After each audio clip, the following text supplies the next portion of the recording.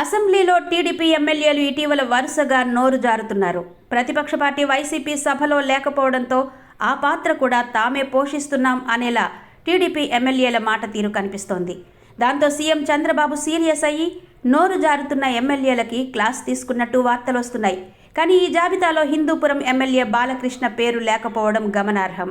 అసెంబ్లీలో ఇటీవల ఎమ్మెల్యేలు కూన రవికుమార్, బొజ్జల సుధీర్ రెడ్డి, బొండా ఉమామహేశ్వరరావుతో పాటు నందమూరి బాలకృష్ణ కూడా కూటమి ప్రభుత్వాన్ని ఇరుకున పెట్టేలా మాట్లాడారు. అధికారుల పనితీరు, శాంతి భద్రతలు విఫలంతో పాటు వ్యక్తిగత కక్షలకి సంబంధించి వీరు మాట్లాడి కొత్త వివాదాలకి తెరలేపారు. క్లారిటీగా చెప్పాలంటే ప్రతిపక్షం తరహాలో ప్రభుత్వాన్ని నిలదీశారు. దీంతో చంద్రబాబు సీరియస్ అయినట్టు తెలుస్తోంది. ఇక బాలయ్య మొన్న అసెంబ్లీలో చిరంజీవిని ఉద్దేశిస్తూ మాట్లాడిన మాటలు కూటమి ప్రభుత్వానికి పెద్ద తలనొప్పిగా మారిపోయాయి. బాలయ్య మాటలపై జనసేన వేచి చూసే ధోరణిలో కనిపిస్తుండగా చంద్రబాబు కూడా బాలయ్యని పిలిచి ఏం చెప్పలేని పరిస్థితి.